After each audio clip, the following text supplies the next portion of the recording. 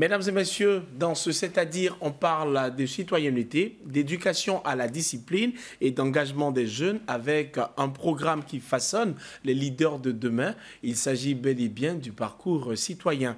Ce service civique dédié aux élèves âgés de 14 à 17 ans vise à leur transmettre des valeurs essentielles à travers le vivre ensemble, à travers une formation mêlant discipline, culture civique, sport et jeux ludiques. Nous en parlons dans cette nouvelle émission avec Dr Katolo Nyan Ouattara, directeur du service national des jeunes, du volontariat et du bénévolat à l'Office du service civique national. Merci d'être en notre compagnie, docteur. Je vous en prie.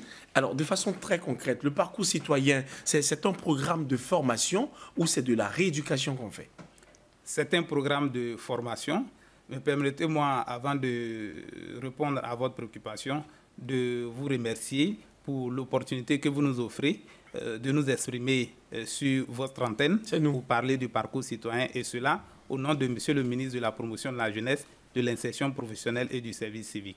Alors, le parcours citoyen, c'est un programme, un dispositif de service civique qui vise la promotion de la culture civique chez les élèves à travers, comme vous l'avez dit, un encadrement à la discipline, une formation civique et citoyenne, des activités ludiques, éducatives et sportives. Alors, dans ce cas, pourquoi est-ce qu'on parle d'engagement citoyen quand on constate que certains jeunes y sont envoyés pour mauvaise conduite? Oui, nous parlons d'engagement citoyen parce que les mauvaises conduites ou l'indiscipline ou encore l'incivisme que nous constatons chez les jeunes, qui est la problématique centrale de notre axe d'intervention, lorsque notre action est menée, l'objectif, c'est de transformer positivement le comportement de ces jeunes-là. Est-ce qu'en réalité, ce n'est pas une façon de les punir, à vrai dire? Non, ce n'est pas une punition. L'éducation, ce n'est pas une punition. L'éducation, c'est de faire en sorte que le citoyen puisse respecter les règles qui sont édictées à la fois dans sa famille que dans la société tout entière. Donc, le faisant, on ne le fait pas avec tous les sentiments, on le fait avec rigueur. L'objectif est de faire en sorte que l'individu puisse respecter les comportements socialement admis. Alors, et dans le service civique, quand nous le faisons, nous parlons de faire en sorte que le citoyen qui est soucieux désormais du respect des institutions de la République, des symboles de la République, des autorités qui les incarnent, ce citoyen-là devient engagé pour sa communauté, engagé pour sa nation. Vous parlez de rigueur, on parle également de discipline, on entend parler d'encadrement militaire. Finalement, est-ce que vous ne craignez pas que ce soit quelque chose de traumatisant pour un jeune de 14 ans, par exemple? Non, ce n'est pas quelque chose de traumatisant, c'est plutôt quelque chose d'agréable. Puisque au terme de la formation, les enfants que nous avons, que nous encadrons, ont envie, arrivent difficilement à se séparer de leurs amis. Vous avez des exemples que vous pouvez raconter là maintenant? Oui, les jeunes que nous encadrons, quand je prends le cas du campus citoyen, généralement pendant les vacances, nous avons 500 jeunes que nous regroupons, mais quand ils arrivent sur le site de formation, ils nous disent que chacun a désormais 499 nouveaux amis. Dans le cas du parcours citoyen, le campus dont je parlais tout à l'heure, il est destiné aux jeunes de 18 à 35 ans. Et celui-là, le parcours, lui, il s'adresse spécifiquement aux élèves âgés de 14 à 17 ans. Et donc, quand nous sommes sur un site de formation, au CAFOB de Dabo, où nous avons 150 élèves, chaque élève a 149 nouveaux amis. D'accord. Au lycée moderne jeune fille de Boaké, où nous aurons 500 élèves encadrés, chaque élève aura désormais 499 nouveaux amis. Pareil pour le lycée classique et moderne 1 de Boaké, où nous aurons 250 élèves encadrés. Chaque élève aura désormais 249 nouveaux amis. C'est une expression qu'on entend le plus souvent, encadrement militaire. De quoi s'agit-il concrètement? Qu'est-ce que c'est? Voilà. Donc, l'encadrement militaire, je vous rassure, ce n'est pas de traumatiser les élèves que nous encadrons. C'est simplement que nous avons remarqué qu'au niveau de l'armée, particulièrement au niveau de la gendarmerie nationale, qui est une institution de formation d'élite, qui a en son sein une unité dénommée le groupe d'instruction et de perfectionnement de la gendarmerie nationale, la gendarmerie a le secret de la discipline, a le secret de la rigueur. D'accord. Et donc nous avons fait appel à cette compétence-là pour nous aider à inculquer ces valeurs-là à nos élèves. Les valeurs de discipline, de rigueur, de respect de l'autorité parentale, de respect de l'autorité à l'école, de respect de l'autorité même dans la société tout entière, respect des symboles de la République, des institutions de la République, renforcement du sentiment d'appartenance nationale chez les élèves. Et donc, cela, l'armée le réussit bien avec nous en nous apportant son expertise. Mais l'armée est accompagnée pour l'occasion par les scouts de Côte d'Ivoire à travers la Fédération ivoirienne du scoutisme. Comme vous le savez, les scouts ou le scoutisme est une école de vie. Et donc, nous bénéficions de l'expertise de ces scouts-là pour nous aider à faire en sorte que nos élèves que nous encadrons puissent abandonner les comportements de départ en congé anticipé, les comportements violents à l'école, les comportements inciviques. Et ça me permet de revenir à la charge, parce que je posais la question d'avoir, enfin, je voulais avoir un exemple, mais très palpable de votre part. Qu'est-ce qui change réellement chez un jeune qui prend part au genre de formation? Est-ce que vous avez un exemple palpable de quelqu'un qui a pris part à cette formation, qui avait un comportement A, qui, après la formation, a un comportement B? Alors, les exemples, il y en a plusieurs. Donnez-nous un seul exemple. Entre autres exemples, nous avons un parent qui a rendu le témoignage de ce qu'il ne savait pas que son enfant pouvait se détacher du téléphone portable, pouvait se détacher de l'écran de télévision à un moment donné pour se consacrer aux études. D'accord. Et ce changement-là est opéré grâce à la participation de l'élève au parcours citoyen. Parce que quand il arrive, il n'y a pas d'utilisation de téléphone portable. Les téléphones portables sont consignés et les heures de télévision sont réglementées pour permettre aux élèves de pouvoir mettre l'accent sur le programme de formation. Alors, vous parliez également d'ateliers sur la violence, sur les drogues, sur l'immigration irrégulière, beaucoup de sujets abordés justement au cours de vos différentes formations. Mais est-ce que quelques jours suffisent? Là, le parcours citoyen pour lequel vous êtes sur le plateau démarre le 17 avril pour prendre fin le 22. Est-ce qu'au bout d'une semaine, on est capable de donner une nouvelle allure de comportement à tous ces jeunes? Oui, nous n'avons pas la prétention de tout changer, mais je vous dis qu'à une forte proportion, je dirais à 95%, nous avons des élèves qui ressortent totalement transformés. En une semaine? Oui, en une semaine, parce que ça dépend de la façon d'encadrer ces élèves-là. C'est un modèle d'encadrement interactif qui requiert la participation de ces élèves-là aux activités. Et ce type d'encadrement-là, ce n'est pas un encadrement purement scolaire, c'est vraiment participatif, c'est pratique. Et en quelques jours, en une dizaine de jours, on arrive à faire passer l'essentiel du message chez les élèves qui consiste à respecter l'ensemble des règles édictées au sein de la société en général. Mais l'événement... des citoyens modèles qui puissent prendre le relais du développement économique et social de la Côte d'Ivoire de demain, qui puissent être des Ivoiriens nouveaux, comme le prône le chef de l'État, son Excellence Alassane Ouattara, qui puisse, comme je l'ai dit, assurer le développement économique et social de la Côte d'Ivoire. Le parcours citoyen que vous êtes en train d'organiser, qui va donc se tenir de façon simultanée à Dabou et à Bouaké du 17 avril au 22 avril, est composé donc d'ateliers sur la violence, comme je le disais, sur la drogue et l'immigration. Mais au cœur des activités, il y a également des jeux éducatifs. Enfin, il y a également des jeux, il y a des sketchs, il y a de l'amusement entre griffes. Est-ce que ça ne ressemble pas à une colonie de vacances? Non, pas du tout. Ce n'est pas une colonie de vacances parce que le parcours citoyen, c'est un véritable parcours, je ne dirais pas un parcours du combattant, mais c'est un véritable parcours éducatif. C'est un condensé d'activités qui partent du réveil matinal, très tôt le matin, déjà à 5h30 par là. Les jeunes sont réveillés pour leur inculquer les valeurs du réveil matinal. Et les activités continuent jusqu'au soir à 22h où nous avons l'extinction des feux. Les activités éducatives, c'est des activités thématiques.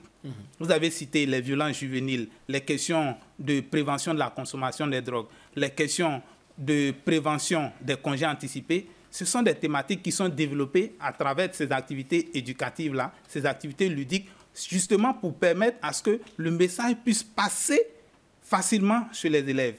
On parle d'édumusement, c'est-à-dire l'éducation par l'amusement, justement pour faire comprendre facilement toutes les notions qui sont développées au cours de ce parcours citoyen-là. Nous voulons sortir du cadre purement scolaire pour faire en sorte que de façon pratique, les jeunes puissent assimiler les enseignements qui leur sont dispensés. Mais déjà, au premier jour de formation, les élèves sont convoyés depuis leurs établissements d'origine vers les sites de formation. À l'arrivée, ils sont... Dabou, c'est le CAFOP. Oui. Et à Boaké, c'est... Oui, à Boaké, c'est au lycée moderne Jeunes Filles et au lycée classique et moderne 1 de Boaké. D'accord. Alors, dès qu'ils arrivent, ils sont convoyés sous la supervision et l'encadrement de leurs éducateurs et de nos collaborateurs de l'Office du service civique national. Et dès qu'ils arrivent sur le site de formation, ils sont très rapidement pris en main par les encadreurs du groupe d'instruction et de perfectionnement de la gendarmerie nationale, des scouts et de nos autres encadreurs qui font la coordination des activités éducatives. Alors, il y a une fouille systématique qui se fait pour les mesures sécuritaires, pour nous assurer que les jeunes n'entrent pas sur les sites de formation avec des objets contondants. Et une fois que cela est fait, ils sont conduits dans leurs différents dortoirs, les filles d'un côté et les garçons de l'autre. Et ensuite, il y a un contrôle médical qui se fait pour nous assurer qu'ils sont dans les bonnes conditions de santé pour participer à la formation. Alors, combien vous en attendez à Dabou et à Boaké? À Dabou, ça dépend de la capacité d'accueil des sites. Nous avons 150 élèves que nous prenons en charge au CAFOP de Dabou. Et au lycée moderne Jeunes Filles, nous avons 500 élèves. Au lycée classique et moderne 1 de Boaké, nous avons 250 autres. Alors, 150, 500, 250, comment se fait le recrutement? Ils viennent d'eux-mêmes, ce sont les parents qui les inscrivent, vous obligez les parents à les récupérer. Comment ils sont recrutés? Alors, le recrutement se fait avec l'étroite collaboration du ministère de l'Éducation nationale et de l'alphabétisation à travers les directions régionales de l'éducation nationale et de l'alphabétisation et les établissements d'enseignement scolaire.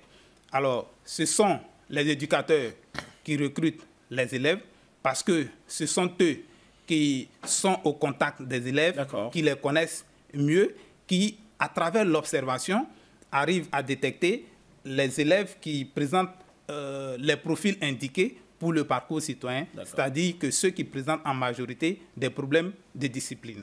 Alors, une fois que ce travail d'identification est fait, l'éducateur entre en contact avec les parents d'élèves qui délivrent une autorisation parentale avant que les enfants ne soient pris en charge dans le cadre du parcours citoyen. Alors, est-ce que vous avez eu des cas d'échec de certains jeunes qui, après la formation, n'ont pas véritablement changé de comportement, mais de façon très sincère? Oui, aucune œuvre humaine n'est parfaite. Donc, vous avez failli à la mission quelque part. Il peut y avoir des cas de récidive, mais une fois, si ces cas-là sont portés à notre connaissance, alors nous entreprendrons vraiment les mesures correctives pour éventuellement permettre une seconde participation de ces élèves-là. Notre action, c'est une action contributive à l'éducation des élèves. Donc, nous n'avons pas la prétention de tout faire, mais nous travaillons vraiment en partenariat dans une synergie d'action avec le ministère de l'Éducation nationale pour faire en sorte que l'école ivoirienne soit pacifiée à travers des bonnes conduites, des conduites socialement admises qui sont menées par les élèves dans leurs établissements scolaires.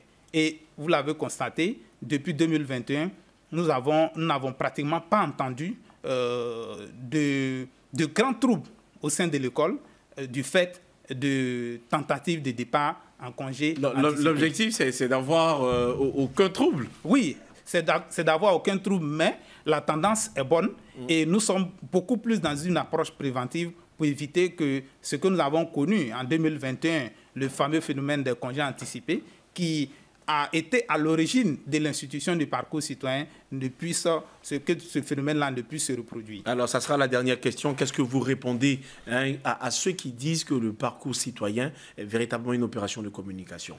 En 30 secondes, s'il vous plaît. Ce n'est pas uniquement une opération de communication. Le disant, c'est peut-être dans un sens péjoratif, mais nous communiquons justement pour permettre que la population ivoirienne soit informée de l'existence de ce programme-là et que les parents puissent se l'approprier. C'est un devoir pour nous. Les parents doivent se l'approprier. Ça veut dire que j'ai l'impression que mon enfant ne remplit pas certaines valeurs éducatives ou sociétales. Est-ce que je peux vous appeler pour qu'ils prennent part à ces formations? Oui. De façon directe. Oui, nous pouvons être contactés l'Office du service civique national peut être contacté et également les parents peuvent rentrer en contact avec les établissements, les directions régionales de l'éducation nationale, au sein desquels nous avons des points focaux qui vont nous reporter les candidatures de ces élèves pour qu'on puisse les prendre en charge.